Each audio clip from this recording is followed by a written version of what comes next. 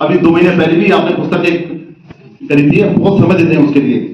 Sir ने बताया कि पुस्तकें किस प्रकार से तैयार की जाती है, कितना समय देना पड़ता है। अमित शर्मा जी, जो कि अभी त्रिवेदी जी कह रहे थे कि अमित शर्मा जी एक ऐसी हस्ती है जिन्होंने एक विषय नहीं, एक विषय में पीएचडी की है, दूसरे विषय में पीएचडी की तैयारी है और 2 बार नेट क्वालिफाई किया है।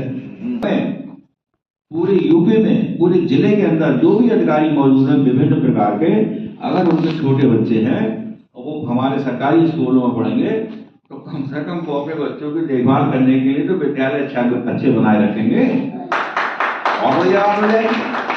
तो ये काम देखिए डॉक्टर अमित शर्मा साहब ने करके दिखाया। और लोग तो अपना कहते ही रहे भाई जिनके बच्चे बड़े हैं उससे कोई शिकायत नहीं है, उनके बच्चे बड़े हैं, लेकिन जिनके बच्चे छोटे हैं तो वो तो करके दिखा ही सकते हैं।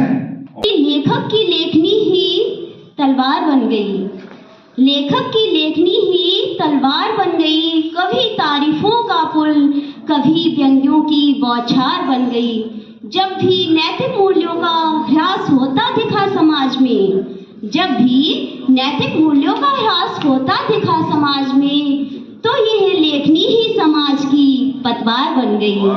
कि आज पूरा देश जो है वो शिक्षा से ही आगे बढ़ रहा है, चाहे महिलाएं हो, चाहे पुरुष हो, चाहे बच्चे हो, किसी जाति हो, किसी धर्म का हो, किसी समुदाय का हो, अगर शिक्षित है तो वो आगे बढ़ रहा है और समाज को ऊंचा उठा रहा है। जो लोग शिक्षित कम है या उन्होंने अपनी बात ढंग से नहीं समझी है वो कुरीतियों की तरफ भाग लेते हैं। मैं यही कहूंगी कि जैसे सर है, अगर सारे शिक्षक सर से प्रेरणा लिए ऐसे हो जाए। कोरोना टाइम था, स्कूल बंद हो गए थे, सर ने ऑनलाइन माध्यम से बच्चों को पढ़ाया। ऑनलाइन समर कैंप हो, ऑनलाइन योगा कैंप हो, ऑनलाइन विंटर वेकेशन कैंप हो, इस प्रकार की गतिविधियां सर करते हैं। और हम जो भी बने हैं, जहां तक पहुंचे उसमें हमारे माता पिता और गुरुजनों का विशेष योगदान होता है। तो सर ने हमें एक अवसर दिया कि हम उनके लिए कुछ धन्यवाद बोल सके, किताब में कुछ लिख सके। इससे पहले सर ने माता के ऊपर किताब छापी थी, तो बहुत बड़ी बात है कि हम अपनी माँ के लिए कुछ लिख पाए। और उसके बाद डॉक्टर अमित शर्मा जी को मैं बधाई देता हूं कि आपने इस पुस्तक के माध्यम से समाज को डेवलपमेंट में सहयोग मिलेगा। बैठता हूं और जो आपने पुस्तक लिखी, वास्तव में हमारे जो धर्मशास्त्र हैं या ग्रंथ हैं, हमारा साहित्य है, ये हमारे समाज का गठन करता है। हमारी संस्कृति को बचाने में, हमारे आदर्शों को बचाने में, हमारे समाज का जो निर्माण होता है वो शास्त्रों से होता है। शास्त्र और शस्त्र जब एक साथ मिलते हैं तो हमारे समाज की भी रक्षा होती है और देश की भी रक्षा होती है। कि हमारा शास्त्र और शस्त्र दोनों समाज और देश और प्रदेश की रक्षा करते रहें। और जो पुस्तक आपने लिखी है, इससे निश्चित तौर पर समाज का विकास होगा। मैं आपको पुनः बधाई देता हूं। भाई साहब के बारे में तो मैं बता ही चुका हूं। आप तो महामहिम के साथ साथ कुलाधिपति भी हैं। आप पूरी शिक्षा व्यवस्था को भी दुरुस्त करने में लगे हुए हैं। तो मैं पुनः डॉक्टर अमित शर्मा जी को बधाई देता हूं कि आपकी पुस्तक समाज को नई दिशा देगी। जो पुस्तक है मेरे आदर्श शिक्षक, ये प्रोफेसर NL शर्मा जी की स्मृति में उड़ान एजुकेशनल सोशल सर्विस सोसाइटी के द्वारा ये प्रकाशित है, उसके तत्वाधान में प्रकाशित है। और उसके संपादक डॉक्टर अमित शर्मा जी, उनका ये प्रयास है, राज्य पुरस्कृत शिक्षक हैं डॉक्टर अमित शर्मा जी, और प्रयास है, बहुत ही अच्छा प्रयास है। हम लोग शिक्षकों को अपना आभार व्यक्त कर पाए पुस्तक के माध्यम से।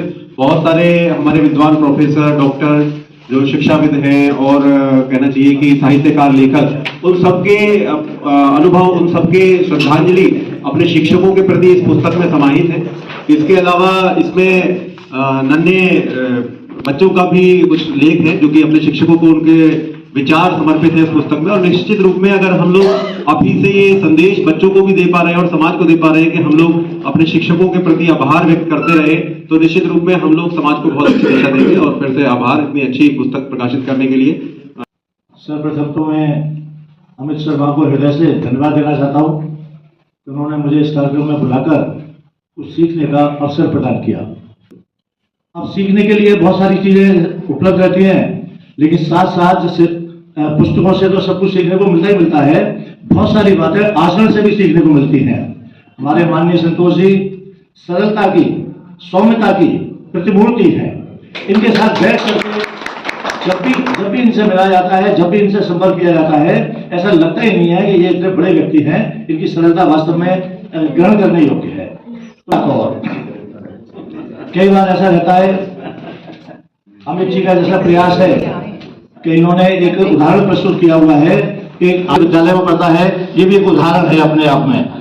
अगर बाई दी वे जैसा कहा जाता है, सुधार की प्रक्रिया हमेशा प्रथम पड़ोस और एक वचन से प्रारंभ होती है, ऐसा मेरा अपना मानना है। यहाँ पर उपस्थित आदरणीय डॉक्टर टी.सी. वर्मा जी और कुछ ऐसे लोग बैठे हैं जो हमेशा जिनको हम सम्मान की नज़र से ही देखते रहे, जिन्होंने शिक्षा क्षेत्र में अपनी पहचान बनाई है, ऐसे सभी साथी लोग आप उपस्थित हैं। और वास्तव में ये जो पुस्तक है, ऐसी पुस्तकें लिखनी चाहिए और लोगों को इसके बारे में जानकारी भी देनी चाहिए। बहुत सी बातें इस प्रकार से सीखने और समझने में आती हैं। मैं बहुत अधिक बोलने यहाँ पर नहीं खड़ा हुआ हूँ, पर वास्तव में ये अच्छी बात है कि हम अपने बरेली के ऐसे सभी साथियों को याद करें जिन्होंने कम से कम शिक्षा और लोगों को, हमारा मानना है कि समाज संभालने और सुधारने का जो काम करते हैं, वास्तव में शिक्षक एक बड़ी कड़ी है। और कभी कभी ऐसे शब्दों का शिक्षक प्रयोग करते हैं जो जीवन भर काम आते हैं और उसका लोग इस्तेमाल भी करते हैं। तो मैं कुछ बहुत अधिक बोलने खड़ा नहीं हूँ, पर वास्तव में ये हमको पहचानना चाहिए कि हमारे जनपद में ऐसे कौन कौन लोग हैं जिन्होंने अपने पूरा जीवन अर्पित किया समाज को बनाने और संवारने में। कहीं पर भी किसी की अगर प्रशंसा करें तो अच्छी हम प्रशंसा करें और लोग उसको समझें कि हाँ वास्तव में ये क्यों कर रहे हैं।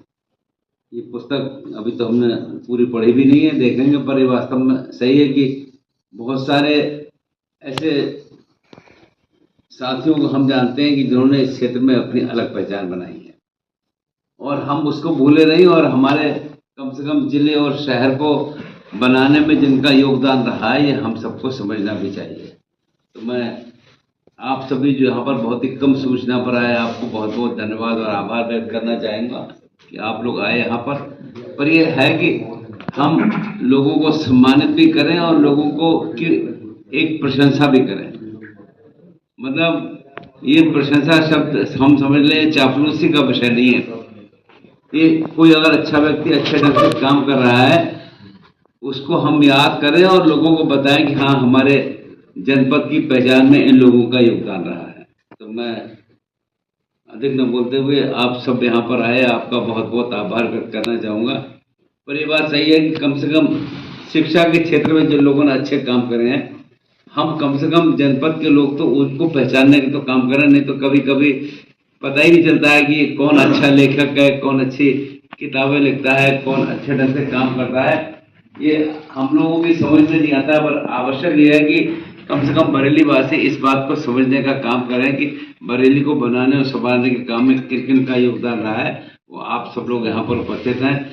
मैं अधिक न बोलते हुए आप सबका आभार व्यक्त करते हुए कि आपने एक अवसर दिया, और हम कोशिश में रहते हैं कि जब भी यहाँ रहें तो आप लोगों के साथ बात करते रहें। हमें ध्यान है कि हम कहीं कहीं कोट भी करते थे, कन्फ्यूशियस ने मरते समय शिक्षा दी और अपने बच्चों को, शिष्यों को अपना मुंह खोलकर दिखाया कि मुंह में क्या है। उन्होंने कहा कि मुंह में तो दांत तो गायब हो गए, जीभ है। तो बोले समझ लो जीभ क्यों है ये भी समझ लो, और दांत गायब क्यों हो गए ये भी समझ लो। मरते समय कन्फ्यूशियस ने ये सबको सुझाव दिया था। जो बिल्कुल हार्ड सख्त रहता है वो नहीं चलता है, और जो मुलायम रहता है वो लंबे समय तक चलता है। हमको ये समझ में आना चाहिए। आपका बहुत बहुत आभार, धन्यवाद। ऐसे कार्यक्रम होते रहे। ठीक है, धन्यवाद। और बता रहे थे कि मेरी लगभग 37-38वीं किताब है ये, और 250 रिसर्च पेपर भी हो गए हैं। तो मैंने ये सोचा कि क्यों ना और नवीन लेखकों को भी थोड़ा सा मौका दिया जाए, तो उन लोगों की भी रचना है। और साथ में जो नंगी कलम से इसमें एक शीर्षक है, उसमें छोटे छोटे बच्चों को भी स्वतंत्र लेखन के लिए प्रोत्साहित करने के लिए उनके भी लेख आमंत्रित किए गए हैं। हमने विद्यालय में सर प्रतियोगिता कराई थी, निबंध प्रतियोगिता मेरे आदर्श शिक्षक पर। तो उनमें जो फर्स्ट सेकंड थर्ड आए हैं अलग अलग स्कूल्स में, उनके लेखकों को भी इसमें शामिल किया गया है।